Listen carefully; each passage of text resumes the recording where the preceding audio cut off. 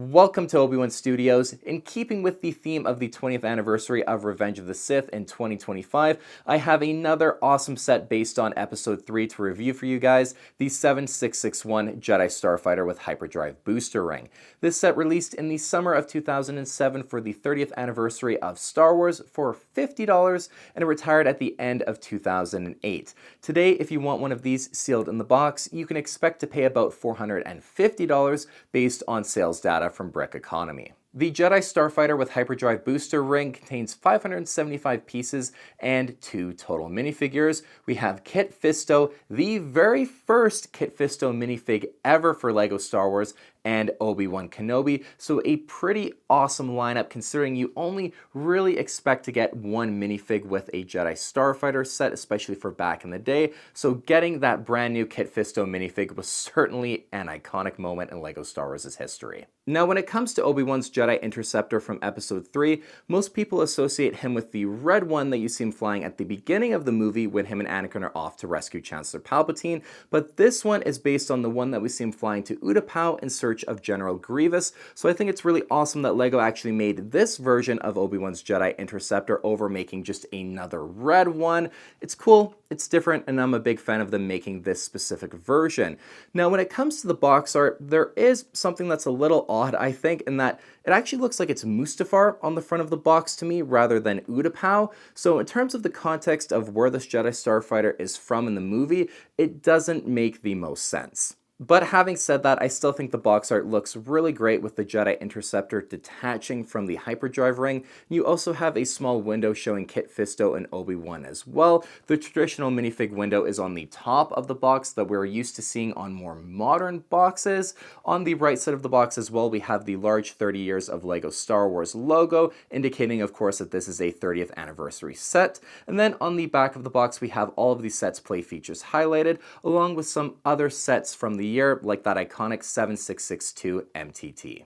Alright, now it's time to unseal the set, and as always, if you guys enjoy my LEGO Star Wars set reviews and want to support my channel, please make sure you are subscribed, as that is truly the best way to help support my channel. Now, let's get our Jedi Starfighter and that Hyperdrive Booster Ring opened up.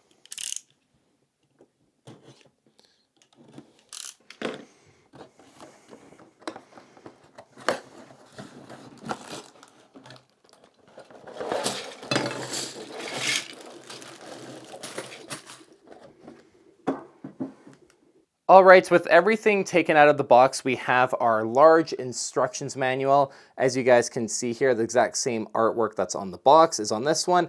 Very clearly Mustafar too, even more so in the instructions manual version of the box art. So just a very weird choice in my opinion. And then as well on the back, we see some of the other 30th anniversary sets that were released in 2007 for Star Wars. Pretty cool looking instructions manual overall. And then we have the sticker sheet, just a small sticker sheet with a few different stickers, mainly for the S foils, the actual underside of them of the Jedi Interceptor.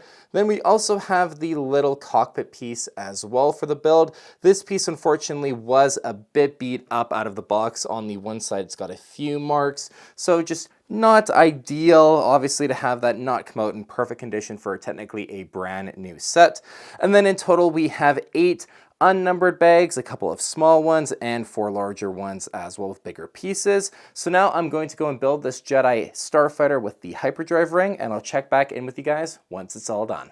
Alright, I've gone and built the entire Jedi Starfighter with Hyperdrive Booster Ring set. Let's first take a look at the 2 minifigs we get, and then we'll move on to the Interceptor and Hyperdrive Ring builds. Alright, our first minifig is Kit Fisto, and as I already mentioned, this is the very first Kit Fisto minifig ever, so for that reason alone, he's pretty iconic. I think the custom molded headpiece for him is really great looking. I love all of the tentacles that run down the back of his head. The ones that go down the front too look really great and help just to add a lot of the vibe of Kit Fisto. The one thing with this headpiece is that for 2007, obviously it was fantastic, but today it definitely looks a bit aged and doesn't totally look like him. I'd love to see an updated version based on kind of how he looks in the Clone Wars. I think that would be really awesome to get eventually. But overall, I think he looks really good. The printing on his Jedi robes for the torso looks pretty great. No back printing or anything extra. This, of course, was 2007, so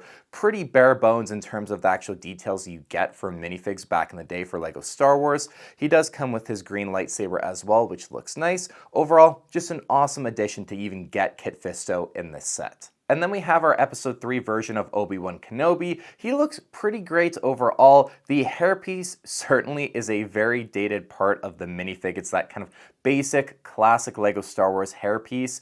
The actual face printing for Obi-Wan I think looks great. I love the addition of the gold comms system for his face that he has when he's flying the Starfighter. That looks very sharp on him. And then the printing on the torso as well for his Jedi robes looks fairly solid as well. Again, no back printing or anything extra, no lightsaber even for Obi-Wan, which is maybe something you'd have liked to have seen in this set, is just to have a lightsaber for him to come out of the Starfighter and fight General Grievous, for example, if you combine it with other sets. But overall, pretty good looking Obi-Wan for episode 3.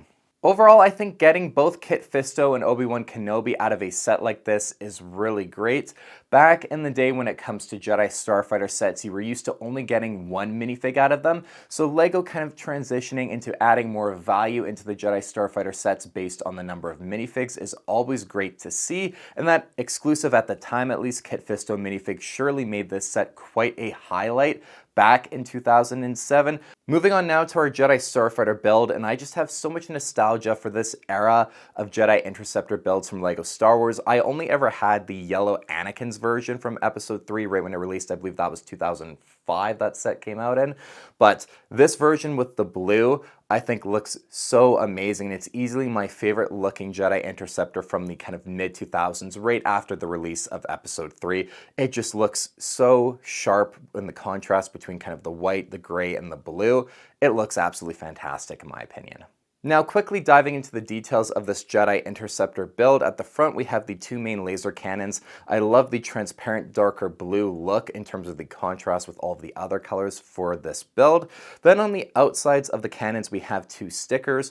One thing about my example of this set is that the stickers in terms of the actual quality of the cuts for the sticker sheet were not that great. They all were pretty uneven and a bit lopsided, so I'm not sure when my sheet was going through kind of the cutting process of how they actually punch out the stickers for them to just peel out, if it was kind of off-centered or something, because everything seems a bit shifted over to one side and then you have a bit more extra on the other one, as you should get. When you're looking at them, you'll see what I'm talking about. So in terms of the actual quality for my specific example, not that great to be honest in terms of the stickers. On the left wing, we have the Printed Republic logo plate, which looks so great, and then R4-G9, Obi-Wan's new astromech droid at this point in episode 3. The kind of copper look for the astromech droid head is so sweet looking. I think the contrast between this part specifically and the rest of the build makes it stand out a lot. I really wish LEGO would have given us just the full astromech droid, just the body and the legs to have added in if you wanted to have done, but we just get the headpiece on the Starfighter, which is kind of what you expect for the time, unfortunately. But overall, R4-G9's head looks so great. Moving to the back of the wings, we have the two Open Circle Fleet logos, which are printed pieces as well. They look great on the backs of each wing. And then we have the S-foils, and I'm just a big fan of how these S-foils were designed for these early Jedi Interceptors. They can open and close up like you see in the movie, which is a really great play feature. And the stickers on the inside as well, like with the ones on the front, you can just tell are lopsided. And that actually made it a little bit more difficult to place them evenly on the S-foil pieces as well, because the stickers weren't quite shaped exactly how you'd want them to be so they would perfectly line up. I don't know, maybe I'll get replacement stickers at some point, but for the way I'm going to display it, it'll work just fine because the Jedi Interceptor will just be in the hyperdrive ring, so you won't really see them either way. But overall, the wings I think look pretty good, especially for the time. Just such a great looking design. Moving towards the cockpit, at the front we have the printed viewport dish piece, which looks really good, and then we have the main piece, which is all printed as well for the kind of rest of the cockpit. It looks really good, minus those scuffs that came on mine just from right out of the box, unfortunately, and then 2 open circle fleet logos on either side as well, which just adds a little bit of color to this piece also. Then the entire main cockpit piece does tilt upwards to reveal the interior. It's very basic. We have 2 stickers on either side at the front for some controls and lights, then 1 little antenna piece for a control in the center, and then just the brown actual chair piece for Obi-Wan to sit in. A very basic cockpit, but honestly, there didn't need to be that much detail in this area. At the back of the Jedi Interceptor, we have the engines, 1 on each side, and they look really great with the transparent blue thrust as well, done in the light blue color. And then we have the ship's landing gear, which there are 3 points of connection, 2 at the front and 1 at the back. This is probably my least favorite part of the build, as I feel like it just sits a little too high with the landing gear extended, but you can't have it sit any lower and be level. So just overall, well in function, it's stable and it works. It just sits a little high for my liking. But overall, for me personally, this is my favorite Jedi Interceptor build out of all of them. I just think it looks so good between the R4 G9 done in copper and then the blue color scheme. It's easily my favorite version that they've ever done for those earlier Jedi Interceptor builds. Now, the Jedi Interceptor attaches to the hyperdrive booster ring by these 2 Technic pins that sit underneath the build. You just slide them into these open slots and it just sits on the kind of central platform built out of Technic. And overall, it feels really sturdy and it's just a pretty simple system for attaching and detaching the Starfighter build. There are 2 blue clamps on either side that just clamp down on the wings of the Interceptor just to hold it in place and also make it look a bit more like it does in universe because of it. The hyperdrive ring just attaches at the wings and holds it in the middle. So that's just a little bit more detail in there to make it look more like it does in the movie. Then we have 2 flick-fire missiles, 1 on each side underneath these clamps as well. Definitely an unnecessary addition, but I get that LEGO wanted to just add in a little bit more play feature to the hyperdrive ring. It looks fine. I mean, the colors aren't, anything that's going to really stand out a lot, but just a bit of an unnecessary addition in my opinion. Now, I actually think this hyperdrive ring is very underrated in terms of its accuracy to what we see in the movie, because the overall design, I think, was done really well. You only see that hyperdrive ring for a couple of seconds in episode 3, but overall, just taking a look at what you see in the movie and then this version, I think LEGO did a really fantastic job trying to capture the details as best as they could. Of course, the main kind of platform section in the middle isn't accurate. It should be completely open, but there was really no other way LEGO could have done it. I know for the other hyperdrive ring that they've done, they added a bit more clear pieces in there just to make it look a little bit more seamless. But overall, I think the system does work and it's not something that's an eyesore or looks terribly inaccurate. I do love how around the outside of the hyperdrive ring, it actually does look like a sphere. For LEGO, that's definitely not the easiest thing to do. And the overall white and blue color scheme looks really great too. It's not perfect, but it does look really nice and helps to add the breakup as the pattern changes just a little bit. On the inside of the hyperdrive ring, you have the Technic kind of skeleton of it just to hold it all in place, and it does a pretty good job. And again, it being all kind of done out of gray, dark gray, and blue kind of Technic pieces, it doesn't really stand out too much and ruin the overall design look of the hyperdrive ring build. At the bottom on the inside, we have a couple of transparent studs for the lights, and that's another accurate detail to what we see in the movie. You see green and orange lights at the bottom of the hyperdrive ring before Obi-Wan heads for Utapau. And you have that in here too. It's just a bit of an underappreciated detail in my opinion that they added in there. They didn't need to, but they did, and I think it looks really nice. Now, when it comes to the engines, we have 3 on each side, and overall I think their design and color scheme was done pretty accurately to what you see in episode 3 as well. My favorite detail is how the inside engines are a little bit smaller than the ones on the outside, which is accurate to what we see with the hyperdrive ring in episode 3. The thrust as well being that light blue, I really like. It's easily the best color choice for it too. When Obi-Wan actually enters the hyperdrive ring, it's yellow at first on startup, but then once he hits light speed, it goes to that light blue. So just another color that I really love and just a little bit of attention to detail that they did just so well for this build. The last thing I'll say is that the front of the engine's kind of the intake, if you will, has these kind of Technic pin pieces with like kind of a 4 kind of point look. And that's how the engines look from the backside when they're actually like igniting. And I think that transition to the front as well just works and looks very nice. I knew I was going to like this set a lot, but I didn't expect to like it as much as I do. I mean, come on, look at the Jedi Interceptor in that hyperdrive ring. It looks so cool, and in my opinion, it's actually a bit of an underappreciated Episode 3 set for how great it is and how awesome the details are, especially for 2007. You only see that hyperdrive ring for just a few moments in the movie, and for LEGO to still go and make an actual set out of it, even for 2007, I think was a pretty bold move. But it just paid off, and it's such a cool set for display. I'm so excited to put it behind me and kind of have a bit of an Episode 3 display shelf directly behind me in my videos where you'll have the buildable General Grievous, then this hyperdrive ring with the Interceptor as well. It'll look really good, I think, and on brand for the 20th anniversary of Revenge of the Sith. Overall, I think this set is absolutely fantastic. At $450, it's definitely getting a bit expensive, but it's one of those sets where they've only made 2 hyperdrive rings for LEGO Star Wars.